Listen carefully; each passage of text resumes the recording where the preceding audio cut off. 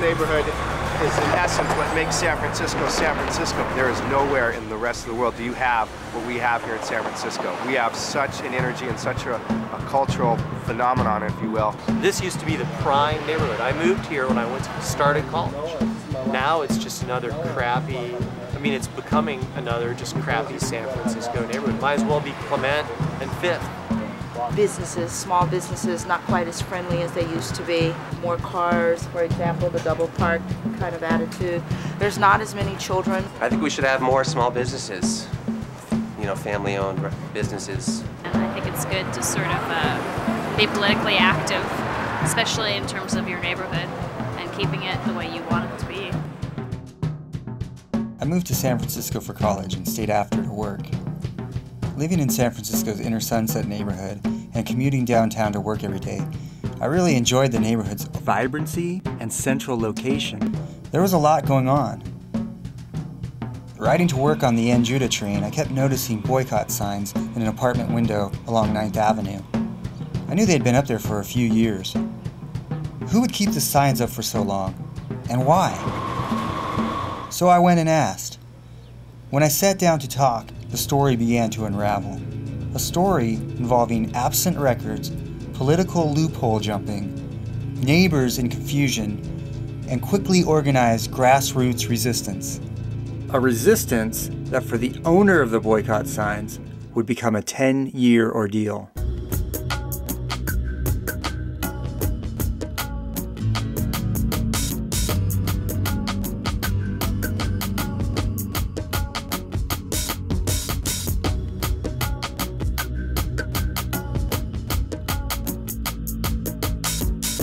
When I first came here, you know, I used to pass by on the N Judah. I was staying in the outer Sunset with a friend, and I thought this was like a little neighborhood in San Francisco. It'd be cool to live here. And I remember one time I was on the N Judah, and I heard this woman talking about how our neighborhood, the inner Sunset, is like a small town within San Francisco. I firmly believe that our neighborhood characters are what bring the tourists to the city, and we should keep them. I believe those involved in grassroots neighborhood activism strive to benefit the residents of the city's unique communities.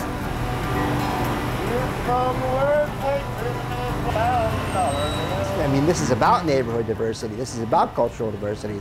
This is not about monocultural McDonald's, Burger King, Starbucks culture invading every neighborhood to the point where every neighborhood becomes the same. We're known for our unique neighborhoods, our wonderful food, and that's what we really need to look into, the future of San Francisco. Sometimes, however, the struggle can turn personal. That's how it was for one resident, Harry Pariser, the owner of the boycott signs. For him, it became a personal battle, a beef over the presence of the Burger King right next door.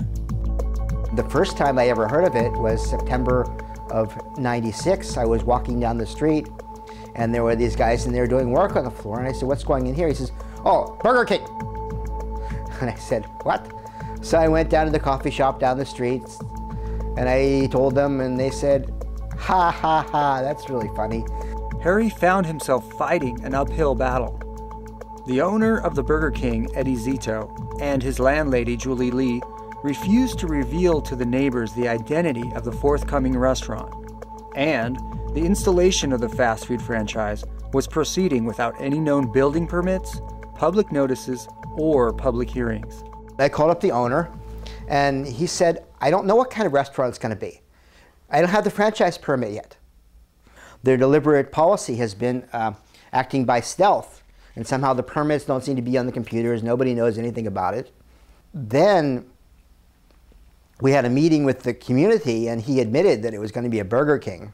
Having been successful in the past, the neighbors felt they would be able to keep the unwanted Burger King out. I believe a Rite Aid was coming, or a Blockbuster, and the neighborhood defeated that. They attempted to put a Rite Aid in down here, and I spoke against it. A lot of other people were active against it, and it was stopped. Blockbuster Video wanted to go in the corner here. The owner, however, made use of a loophole in city laws, allowing him to avoid public input and continue installing the Burger King unchecked. The law is that under 1,000 square feet, you do not need to tell what you are going to put in. That space back there was well over 1,000 square feet. What he did was he cut part of the back off, and then he said that space is not going to be used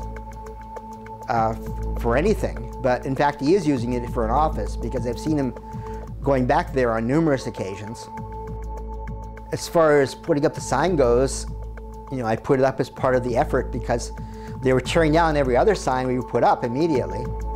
We went around and the guys went down to Kinko's and we put up all these signs with tape, and by 7 o'clock in the morning they were all been taken down. And then I saw other signs and I saw the foreman giving them to the police. And I was wondering why he was doing that, and then later on I realized the plan was to try to make us look like racists, because Mr. Zito is Chinese born in Hong Kong, and we all know that Burger King is Chinese food. Then Tom Amiano called for hearings at the Board of Supervisors. Julie had recruited all these people, and they're all carrying these signs like "No discrimination against poor people." She claimed that this sign had been put up saying "No Chink Burger King," which none of us had ever seen anywhere, not one of them. But it had been turned into the police, and the police were investigating it as a hate crime. As soon as the Board of Supervisors heard the word racism, they shut up, because that's like the intimidating thing that you play that nobody can talk about. All of this, of course, did not prevent the Burger King from opening. Despite Harry and the neighborhood's best efforts, the Burger King opened in December of 1996. Specifically, I do know that the Burger King chain here, the store here, was heavily resented by the community. I saw a lot of it reflected on our list and also on the well. Now we have a Burger King around the corner on 9th. That was very bad. They snuck that in on us. I really feel it's an eyesore. As well, it's also, it takes away from what makes San Francisco, San Francisco. Yeah, I support the Burger King, actually. It's the only place, you know, like a working class person can really afford food here, it seems to me. For less money than a Burger King Whopper with fries and Coke, you can go to a taqueria and get a big burrito for $3.65. I can't even eat one of those things. And there's a nut above it that's got a problem with it, but I think that's sort of a comical situation. I like the fact that someone's radical in the sense that they're willing to put that up in front of their home, as opposed to maybe they want to have something else, you know, as a window display maybe. But I feel that that's a good thing that they're doing that, you know, and it brings a sense of awareness, maybe a level of consciousness. Maybe it makes people think, well, let me look at that, think twice before you enter in there.